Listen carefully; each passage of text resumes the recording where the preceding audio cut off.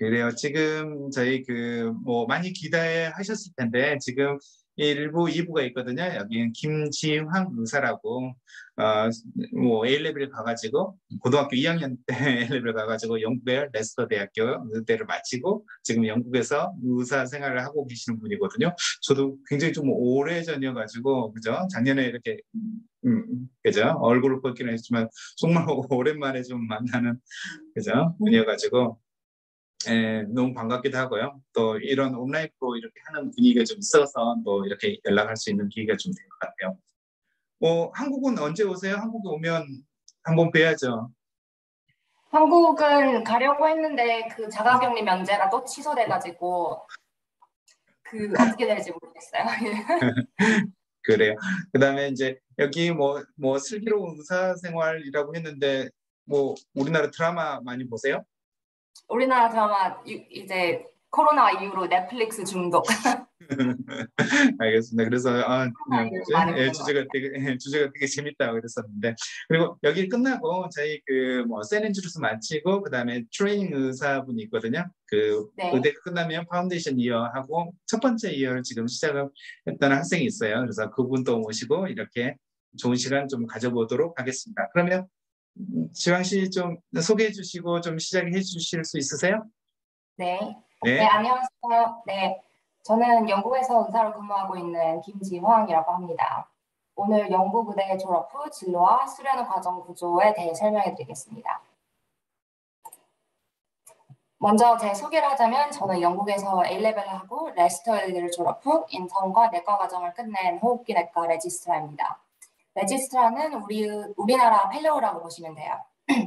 저는 수련의 과정과 임상 연구를 병행하는 아카데믹 트레이니로 수련의 과정 중 이스트 앵글리아 대학에서 석사를 마친 후 현재 수련의 과정을 잠시 중단한 후 목요일 레스터 대학교에서 결핵연구원으로 일하면서 박사 과정을 밟고 있습니다. 먼저 영국 수련의 과정에 대해 설명해 드리겠습니다. 영국에서 의대를 졸업한 외국인은 영국인과 동등한 자격으로 인턴 과정인 파운데이션 프로그램을 지원하게 됩니다. 의대 성적과 SAT 점수로 매칭이 되는데요. 영국은 인턴이 1년이 아니라 2년이고 2년 동안 총 6개의 과를 듣는데 대부분 학생들이 자신이 희망하는 과가 들어간 프로그램을 지원합니다. 이제 적게는 100개, 많게는 300여 개의 프로그램을 우선순위를 정하게 되는데 모든 파운데이션 프로그램이 내과, 외과, 로테이션은 꼭 들어가 있고 정신과나 일반의 과정인 제너럴 프랙티스 중 하나가 들어가 있어서 프로그램마다 큰 차이는 없습니다. 병원이 아닌 지역을 지원하는 구조이고 이게 그 지역들입니다. 대부분 의대생들이 익숙한 모교 지역에서 파운데이션 과정을 하거나 가족들이 있는 출신 지역으로 돌아가기 때문에 희망 지역도 잘 분산되어서 런던을 제외하고는 어느 지역이나 입결 점수가 비슷비슷합니다. 영국은 우리나라보다 인구 분산이 잘 돼 있고 병원이 런던에 몰려있는 구조도 아니라서 어디서 어느 지역에서 수련을 받건지 파운데이션 과정이나 뭐 다른 프로그램도 다 비슷해요. 대부분 1년은 이제 시골 종합병원에서 1년은 이제 대학병원에서 보내게 됩니다. 어느 지역 혹은 어느 병원에서 파운데이션 과정을 했는지는 이제 다음 커버 과정으로 넘어갈 때 전혀 영향을 주지 않아요. 의대 성적은 이제 파운데이션 지원할 때 빼고는 이제 더 이상 쓸 일은 없습니다. 저는 이제 여기 나와 있는 6개의 로테이션을 돌았습니다. 저는 의대생 때부터 호흡기 내과를 희망했기 때문에 최대한 내과가 많이 있고 GP 로테이션을 하기 싫었기 때문에 정신과가 들어간 프로그램 위주로 골랐는데요.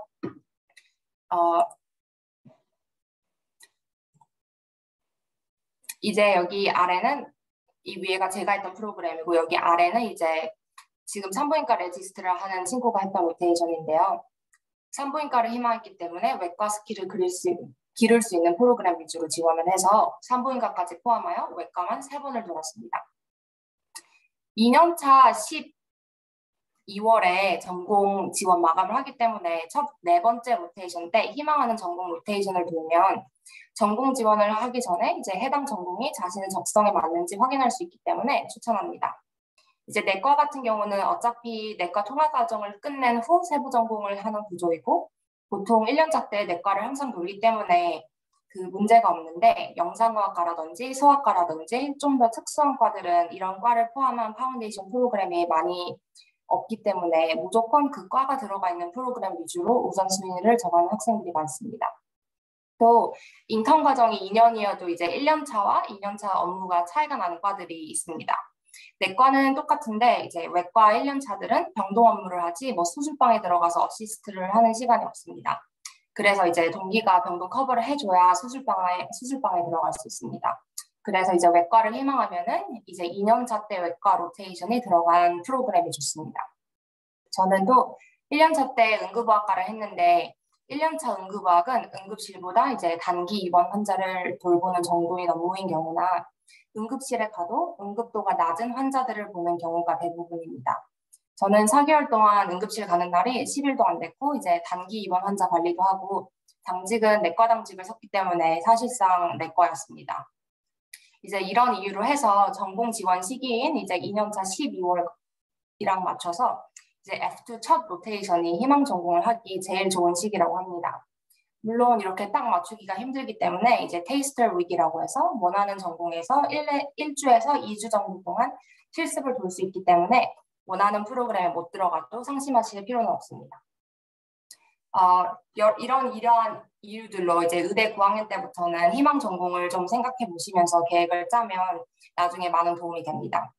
만약에 희망 전공이 2개일 경우, 예를 들어 뭐 안과 아니면 내과 이런 경우는 안과로 최대한 포트폴리오를 쌓는 것이 좋습니다. 왜냐하면은 안과는 경쟁률이 굉장히 높고 내과는 이제 처음에 통합 내과 과정에 들어가기가 쉽지 않아요. 쉬워요. 내과 경쟁은 이제 나중에 세부 전공 들어갈 때 갈리게 됩니다. 그렇기 때문에 이제 들어가기 좀 더 어려운 과 위주로 포트폴리오를 이제 쌓아두면은 이제 나중에 도움이 되기 때문에 이제 의대 3, 4학년 때부터는 이제 전공에 대해 진지하게 생각을 해보시는 게 좋다고 봅니다. 이제 인턴 과정 중 스펙을 쌓기 가장 좋은 방법 중 하나는 의대생 가르치는 겁니다. 이제 여기 나온 것들이 이제 제가 파운데이션 프로그램 때 했던 이제 여러 활동들인데요. 인턴들 때 특히 의대생들을 가르칠 기회가 많습니다. 아무래도 이제 막 의대를 졸업했기 때문에 의대에서 제공하는 멘토링 프로그램도 인턴들이 많이 하고 의대 실기시험 가르치는 것도 인턴들이 많이 참여합니다. 저는 제 희망 전공에 맞춰 흥미로운 흉부 엑스레이를 볼 때마다 기록을 해놓고 이제 의대생들한테 엑스레이 보여주고 피드백을 받아서 이제 포트폴리오를 쌓고 호흡기내과 돌 때도 이제 작은 프로젝트에 참여하고 종양내과를 볼 때도 희망 전공과 맞춰서 이제 폐암 프로젝트도 하면서 이제 여러 경력을 쌓았습니다. 이제 2년차 때는 수련회 대표를 했는데 이런 거 지원하는 사람이 굉장히 적기 때문에 좋은 기회가 있으면 적극적으로 지원해 보시면 이제 대부분 이렇게 뽑히는 경우가 많아요. 저는 또 상대적으로 이제 당직이 널널한 정신과 로테이션을 이용해 공부를 해서 내과 1차 시험을 2년차 때 미리 통과를 했는데 시험 하나라도 인턴 때 준비해 놓으면 정말 많은 도움이 됩니다. 외과 희망하는 학생들도 보통 이제 1년차 인턴 볼 때 외과 1차 시험을 미리 지원을 해요. 왜냐하면 이제 외과 통합 과정으로 넘어갈 때 이제 시험을 하나라도 통과를 했으면은 점수를 좀 더 얻을 수 있기 때문이에요.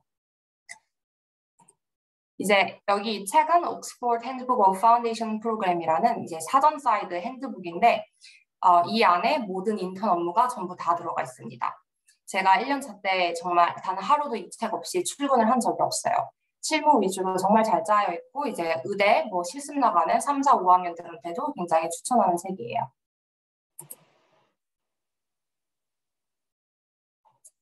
인턴 2년이 끝난 후 이제 내과, 외과, 응급의학 혹은 정신과 이렇게 큰 분야들을 선택해서 2, 3년 정도 수련을 밟게 되는데 이 과정을 코어 트레이닝이라고 합니다.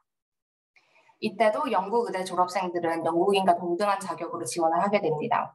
코어 트레이닝은 대체적으로 경쟁률이 그렇게 높지 않고 이제 코어 트레이닝 후 세부 전공을 선택하게 되는데 이때부터 과에 따라 경쟁률 차이가 많이 납니다. 우리나라 같은 경우는 내과 전문의를 딴 후 펠로우를 하거나 개업을 하지만 영국은 이제 세부 전공까지 모두 다 끝내야 전문의가 됩니다. 그래서 전문의가 되기까지 동안 총 8, 9년 정도가 걸립니다. 이제 세부 전공으로는 내과 같은 경우에는 우리가 잘 아는 심장순환기, 호흡기내과, 소화기내과, 심장내과 등이 있고 이제 영국에서는 피부과도 내과 소속에 있어서 내과 통합 과정을 끝낸 후 피부과를 지원하게 됩니다. 이제 스포츠의학과라는 과도 있고요. 이제 스포츠의학과는 이제 일반의 과정인 GP 트레이닝을 마치고도 지원할 수 있는 과 중에 하나예요. 이제 외과 같은 경우에는 우리가 또 잘 아는 일반외과, 뭐 소아외과, 성형외과, 정형외과 등이 있고요. 이제 Acute Care Common System이라고 해서 이제 마취과, 응급의학과, 뭐 중환자 의학이 여기 소속인데요.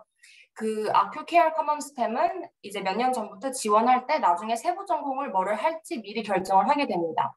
물론 이게 전과가 가능하긴 하지만은 만약에 전과를 하고 싶다 하면은 보통 수련의 과정이 코어 과정이 1년 정도 늘어나는 경우가 종종 있습니다. 또 이제 중환자 의학 같은 경우에는 이 중환자 의학만 전공하시는 의사 선생님들은 거의 없고요. 보통 이제 마취과랑 중환자 의학을 2개 전공을 하든지 이제 내과 내에서 이제 제가 아는 호흡기 내과나 신장내과 같은 의사 선생님들 같은 경우에는 이제 원하면은 중환자 의학까지 전공을 2개 할 수 있습니다.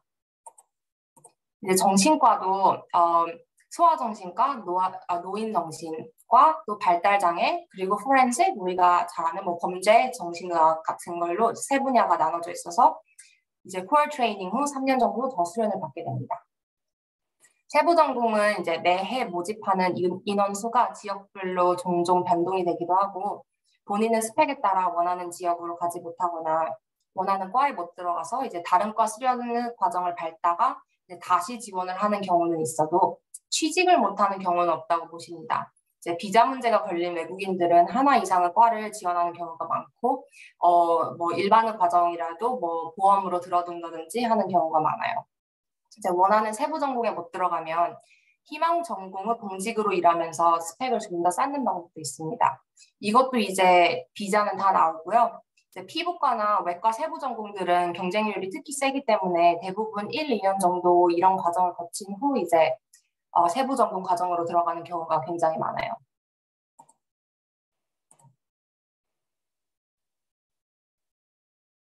이제 모든 전공에 코어 트레이닝이 있는 것은 아니고 런스루라고 하여 인턴 후 바로 전공에 들어가는 과들이 있는데 일반의인, GP 과정, 산부인과, 흉부인과, 흉부외과, 신경외과, 안과, 소아과, 뭐 영상의학과, 공중보건의학이 인턴 후 바로 들어가게 됩니다. 이제 앞에서 말했듯이 안과는 경쟁률이 세서 안과 공직으로 일한 후 들어가는 경우도 많고 영상의학과는 경쟁률도 세지만 외과 코어 트레이닝을 끝낸 외과 의사들이 외과를 그만두고 영상의학과로 재지원하는 의사들이 많아서 스펙이 좋은 의사들이 정말 많이 지원을 합니다. 아무래도 외과 의사들은 해부학에 능통하고 영상의학과는 영상 판독만 하는 의사만 있는 것이 아니라 이제 interventional radiology라고 해서 엄청나게 다양한 시술을 하는 외과적 성격이 굉장히 큰 분야가 있기 때문에 외과에서 전과한 의사 선생님들이 많이 있어요. 그래서 이제 영상의학과를 희망하는 학생들은 의대생 때부터 이제 준비를 탄탄하게 하시는 것이 좋아요. 앞에서 말했듯이 저는 임상연구 수련도 병행하는 아카데믹 트레이니입니다. 제가 졸업 후 영국에 남은 가장 큰 이유는 임상연구였는데요. 영국은 임상연구가 굉장히 활발한 나라 중 하나입니다. 임상연구를 하는 의사들을 양성하기 위한 수련의 과정이 마련되어 있습니다.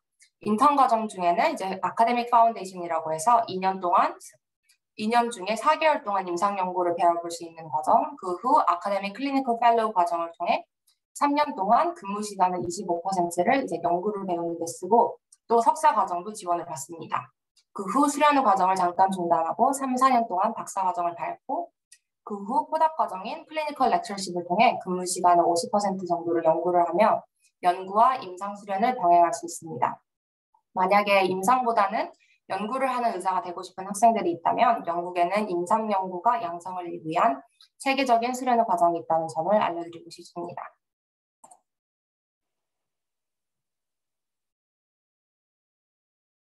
그러면 이제 영국 수련의 과정의 장점과 단점에 대해 알려드리겠습니다.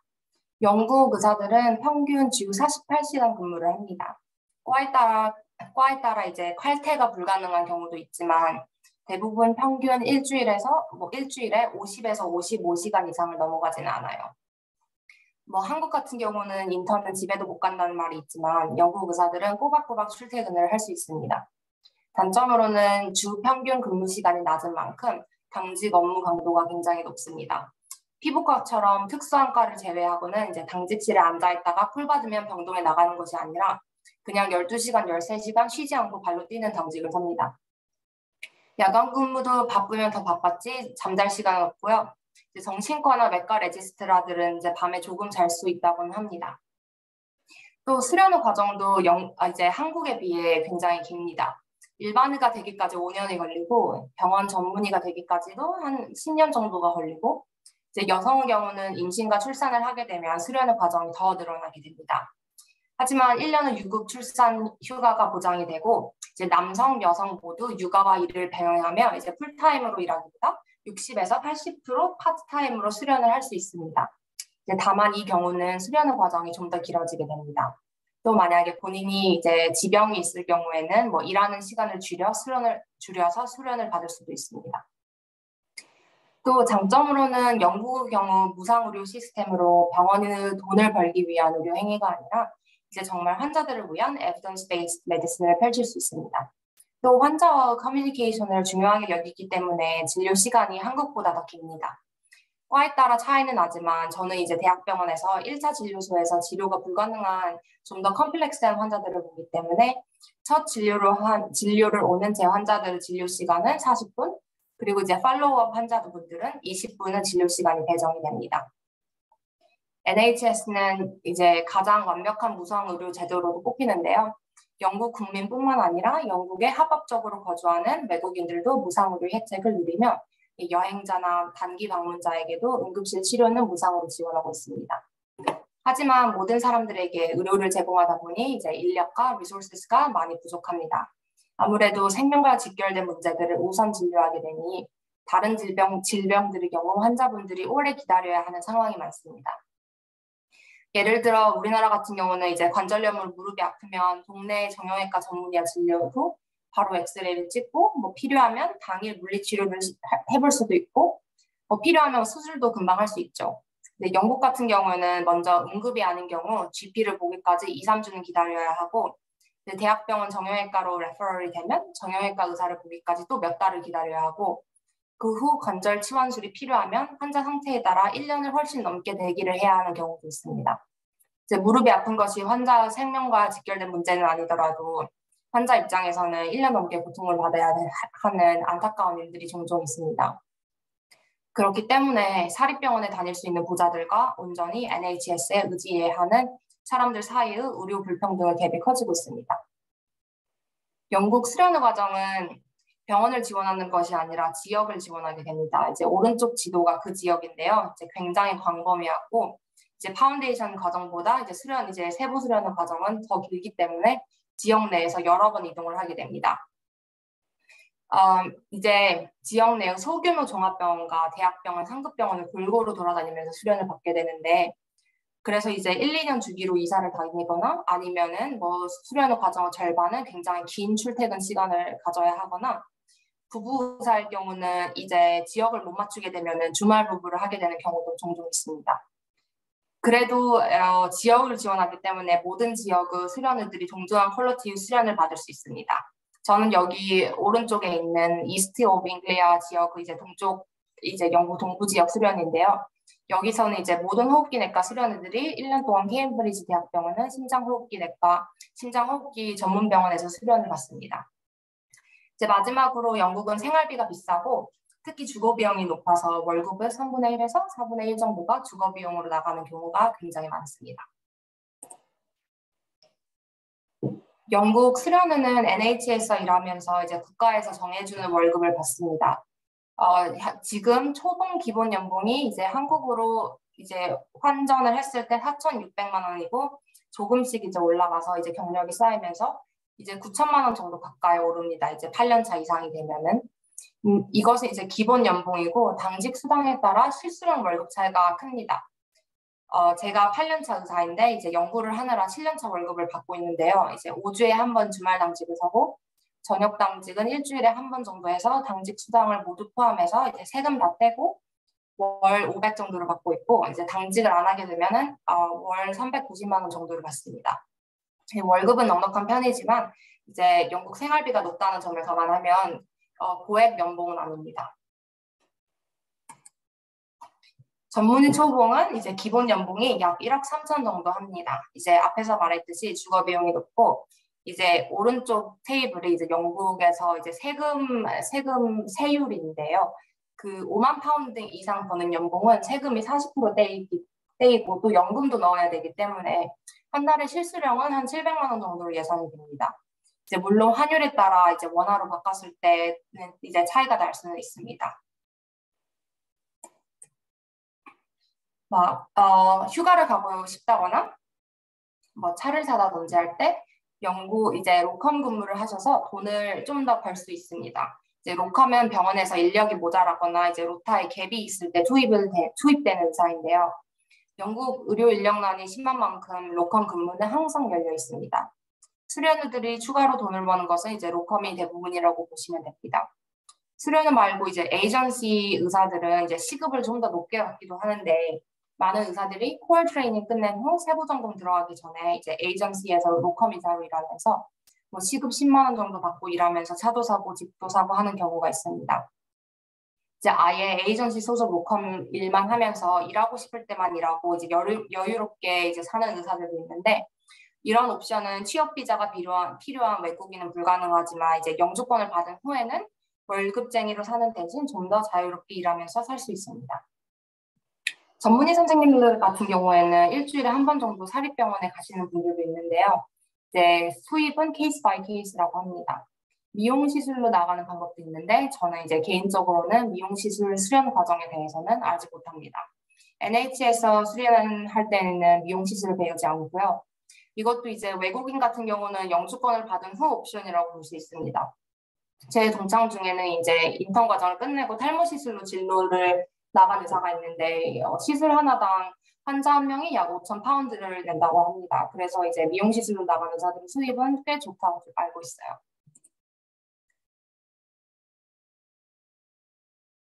영국에서 10년 연속 거주하고 이제 본인 이제 의사면은 조건만 맞추면은 영주권이 무조건 나온다고 볼 수 있습니다. 10년 동안 540일 이상 영국 밖에서 거주하시면 안 되는데 의대는 방학이 길지 않기 때문에 이제 540일을 넘어가기는 쉽지는 않아요. 그런데 만약에 자기가 뭐 조기 유학을 해서 고등학교 때부터 영국에 있었다면 그리고 또 방학마다 한국에 들어오신 분들은 날짜 계산을 잘 해보셔야 할 것 같습니다. 5년 취업 비자로 연속 거주한 경우도 영주권 신청 자격이 되는데 인턴 2년이 그 학생 비자가 나오기 때문에 10년 연속 거주로 이제 영주권을 받는 것이 취업 비자로 받는 것보다 훨씬 빠릅니다. 그리고 이제 영주권 지원할 때는 Life in the UK 테스트도 통과를 하셔야 되는데요. 정말 굉장히 쉬운 시험이고 그냥 하루에서 이틀 정도만 공부해도 합격한다고 볼 수 있습니다. 이제 졸업 후에 영국을 떠날 계획이라면 의대 다니는 동안 나중에 일하고 싶은 나라에서 실습을 보시는 것을 추천합니다. 여름방학을 이용해 우리나라에서 서브 인턴십을 지원해서 우리나라에서 실습을 볼 수 있는데요. 약 2주 정도 한국 병원에서 실습을 할 수 있습니다. 여기 보이는 많은 대학병원에서 서브 인턴십 과정을 제공합니다. 해외 의대생 모집을 받는다고 공지가 안 돼 있는 경우도 많은데 저는 그래도 지원했더니 붙어서 아산병원에서 2주 정도 실습을 했었습니다.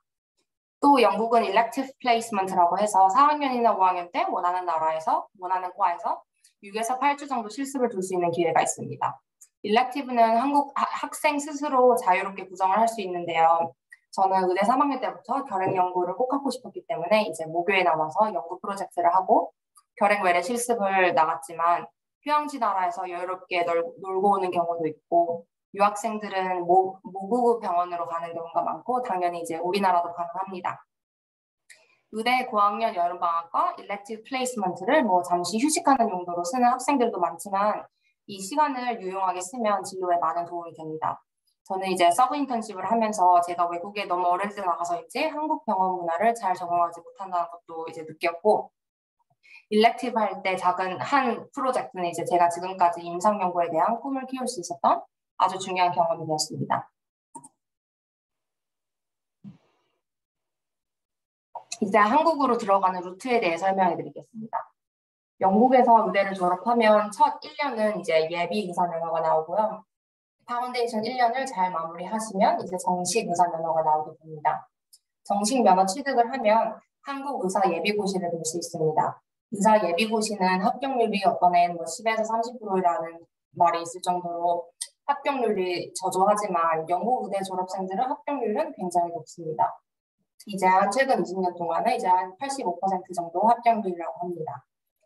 그리고 나서 이제 예비고시를 합격하면 우리나라 의사 국가고시에 응시할 수 있게 되고 국가고시를 통과를 하면 이제 한국 의사 면허증이 나옵니다. 그러면 이제 인턴 지원하셔서 한국에서 수련을 받으시면 됩니다. 옆에 사진은 퍼시픽 KML이라는 한국 의대생들이 의사 국가고시 준비할 때 보는 책이라고 합니다. 한국에 돌아가고 싶으시면 영국 의대 졸업시험 끝낸 후부터 이제 차근차근 준비를 하시는 게 좋을 것 같아요. 저와 같이 의대를 졸업한 선배도 서울대병원에서 인턴을 하시고 현재 한국에서 정신과 레지던트를 하고 계십니다. 호주는 영국 의사들이 이민을 가장 많이 가는 나라입니다. 제 동기들 중에서는 정말 여러 명이 호주로 이민을 갔고요. 이민을 가지 않더라도 1년 정도 호주에서 일도 하고 뭐 서핑도 배우고 살다 오는 의사들도 많습니다. 그 이유는 영국 의사들이 굉장히 쉽게 취업을 할 수 있는 나라이기 때문입니다. 호주 수련의 과정은 영국과 굉장히 흡사하며 의료 인력 문제를 외국 의사들을 적극 유치하면서 해결하고 있는데 당연히 영어권 나라이면서 자국 수련의 과정과 흡사한 영국 의사를 선호합니다. 호주는 영국보다 의사들의 워라밸이 좋고 수입은 더 높습니다. 또 날씨는 굉장히 좋고 영국과 비교 불가능하게 그래서 영국 의사 수백 명이 호주로 이민을 간 상태입니다. 그래서 만약에 호주를 생각하고 계신 분들은 이제 영국에서 의대 졸업 후 이제 호주로 갈 수 있는 길이 이제 잘 열려 있다는 것을 말씀드리고 싶습니다. USMLE는 이제 미국 의사 면허 시험인데요. 미국 의대생들은 이제 2학년이 끝나고 스텝 1 시험을 보고 졸업한 때 스텝 2를 보고 스텝 3는 1년의 레지던시 후 봅니다. 사진의 First Aid 책이 요점 정리 책인데요. 정말 유용한 메모닉들도 많고 간단히 설명이 잘 돼 있어서 영국 학생들 중에서도 한 번씩 봐본 학생들이 굉장히 많이 있습니다. 만약에 미국으로 갈 생각이 있으시면 일찍부터 준비를 하시는 것을 추천합니다. 스텝 1은 이제 프리클리니컬 때 보는 시험인 만큼 병리학, 위생물학, 면역학 등등 임상 실습에 들어가게 되면 이제 많이 쓰지 않아서 까먹는 과정이 많이 포함이 돼 있으니까 의대 커리큘럼에 맞춰서 3학년 때쯤 보시면 준비하는 게 좀 더 수월하지 않을까 합니다. 스텝 3는 뭐 주 스테이 면허를 따기 위한 시험으로 이제 레지던트 지원 때 필수 요소가 아니라고 하지만은 미리 따두면은 H1B 취업 비자를 받을 수 있어서 이제 외국에서 의대를 졸업한 학생들은 미리미리 준비를 많이 한다고 합니다. 그리고 이게 이제 외국 의대 졸업생들은 미국 레지던시 매칭 비율인데요. 초록색 바를 보시면 됩니다. 이제 과에 따라 다르지만 약 4에서 50% 정도이고 또 뭐 성형외과처럼 경쟁률 높은 과들은 뭐 19% 정도로 저조하고 뭐 수학과라든지 파솔로지처럼 비인기과들은 이제 60% 이상인 것을 보실 수 있습니다. 이제 미국으로 수련을 가게 되면 대부분 J1 학술교류 비자를 받게 됩니다. 다만 레지던트 펠로우 과정이 끝나면 2년 동안 모국으로 귀국을 해야 하는 귀국 조항이 있어요. 아니면 공보처럼 의료 인력이 부족한 곳에서 3년 정도 근무를 하셔야 됩니다. H1B 취업 비자를 받으려면 USMLE 스텝 3까지 합격을 해야 되고 그 USMLE의 점수도 중요하다고 합니다. 귀국 조항이 없어 미국 이민을 원하는 사람들이 선호를 하지만은 이제 이 취업 비자를 스폰서해주는 병원이 줄고 있어서 취득이 굉장히 어렵다고 합니다. 오늘 오신 분들은 이제 고등학생들이 많을 텐데 제가 너무 먼 미래에 대한 이야기를 하고 있는 것 같고 무슨 전공을 하고 싶은지 잘 모르겠어서 하면서 스트레스는 받지 않았으면 합니다. 저도 이제 대부분 의대생들처럼 드라마에서 많이 접한 외과의를 꿈꾸면서 의대에 입학을 했고 의대 1, 2학년 때는 미국에 가볼까 해서 USMLE 책도 사보고 3학년 때는 정형외과를 돌고 손수술을 하는 의사가 되고 싶은 적도 있습니다. 이제 한국에 갈까 해서 한국에서 서브 인턴십도 해봤고 그러다가 지금은 이제 3학년 때 호흡기내과를 들고 이제 호흡기내과에 정착을 했지요. 그래서 이제 전공은 고등학교 때 의대에 매료된 것처럼 그냥 공부하시다 보면은 자연스럽게 알게 되는 것 같습니다. 그래서 그때그때 미래를 대비해서 열심히 노력하면 좋은 결과를 이제 가질 수 있을 거라고 생각합니다. 이제 제 프레젠테이션 여기까지입니다. 질문 있으신가요? 네, 감사합니다. 그래요. 지금 제가 좀 궁금한 게 있는데 제 학생들이 사실은 이제 의대를 준비하면서 성적은 되게 좋은 경우가 되게 많이 있거든요. 영어도 잘하고 옛날처럼 이렇게 너무 이제 갭이 많이 있는 게 아니라 영어도 되게 잘하고 외국 교육도 이해를 많이 하고 있어요. 근데 의사가 되려고 하면 결국 인터뷰를 통과를 해야 되거든요. 의대에 입학을 하려고 하면. 그래서 의대에서 좀 필요한 사람이 어떤 사람을 좀 뽑으려고 하는지 뭐 도덕성도 괜찮고 어떤 사람들을 영국 의대에서 요구하는지 뭐 네. 좀 알려주실 수 있으세요? 연구 이제 하면은 이제 제일 중요하게 생각하는 게 뭐 팀워크, 커뮤니케이션 스킬, 그리고 리더십 정도를 이제 본다고 볼 수 있는데요. 또 이제 스트레스 매니지먼트도 굉장히 중요하게 봅니다. 왜냐하면은 이제 의대 생활도 그렇고 또 수련 과정도 스트레스가 굉장히 높기 때문에 막 스트레스를 잘 조절을 못한다는 것을 이제 스트레스 조절을 못하면 굉장히 힘들 수 있기 때문에 뭐 취미 생활이 어떤 게 있다든지 뭐 그런 것도 굉장히 많이 봐서 의학 바깥에 어떤 일을 하는지는 정말 의대 입학 때만이 아니라 수련 과정 지원할 때도 계속 물어보는 질문들 중에 하나예요. 아, 그래서 굳이 학문적인 게 아니더라도 고등학교 때 뭐 밴드부 활동을 한다든지 뭐 취미 생활로 운동을 한다든지 이런 것도 굉장히 중요하고요. 이제 저 같은 경우는 그 사물놀이 고등학교 때 했었고요. 뭐 신문부. 그래서 꼭 막 과학에 관련된 것이 아니더라도 이게 메리트가 있었던 것 같아요. 네. 그리고 이제 인터뷰 예상 질문들은 그게 인터뷰 책이 있어요. 메디컬 스쿨 인터뷰라고 해서.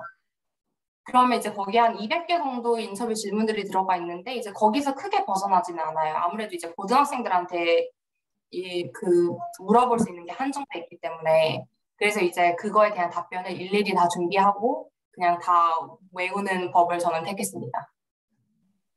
그래요. 지금하고 상황은 굉장히 좀 많이 바뀌었어요. 그때는 네, 지금은 아시죠? 지금은 인터뷰뿐만 아니라 어드미션 테스트도 나왔고요.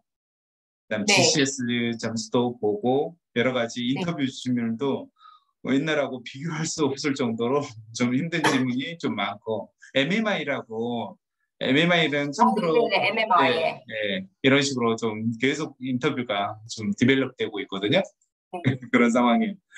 질문이 하나 있는데 왜 영국에서 외국인 의사로서 느껴지는 차별 등이 없는지 물어보네요. 차별은 이제 없다고 볼 수는 없지요. 아무래도 또 이제 저는 또 여성이기 때문에 이제 성차별도 영국에서는 존재를 합니다. 또 이제 노인 같은 이제 환자분들한테서 이제 오는 것은 이제 인종차별보다는 이제 성차별이 좀 더 많고요. 여의사이기 때문에 시술은 남자 의사가 하는 것이냐, 뭐 시술은 남자 의사가 하는 것이냐 막 계속 물어보고 그런 경우가 가끔 있고요. 이제 인종차별은 이제 가끔 이제 나이가 있는 백인 환자들 같은 경우에는 나는 백인 의사를 보고 싶다 하고 진료를 거절하는 경우도 가끔 있습니다. 그리고 이제 의사들 내에서는 인종차별로 불이익을 당하기 굉장히 힘든 구조인데요. 왜냐하면은 정말 영국 의사의 절반 이상이 유색 인종입니다. 그리고 이제 시골 종합병원으로 가게 되면 유색 인종이 더 많아요. 왜냐하면은 약간 문화적으로 백인 의사들은 뭐 일반의가 돼서 이제 워라밸을 맞춘다든지 아니면 좀 더 가족들과 여유로운 생활을 하고 그런 걸 더 중요하게 여기는데 이제 NHS 이제 종합병원들은 이제 스트레스나 업무 강도가 세잖아요. 그래서 그런지 점점 외국인 의사는 늘어나는 추세이기 때문에 이제 의사들 내에서에서 인종차별은 거의 없어요. 근데 아이러니하게도 인종차별하면 이제 백인한테 인종차별이 올 거라고 생각을 하잖아요. 그런데 또 이제 워낙 인도나 뭐 아시아 계통 이제 한국 말고 그런 쪽 의사들이 많기 때문에 이제 그런 쪽 의사들이 자기 나라 언어로 수다를 떤다든지 하면은 이제 약간 소외감을 받는 경우는 좀 굉장히 많이 있어요, 되려. 알겠습니다.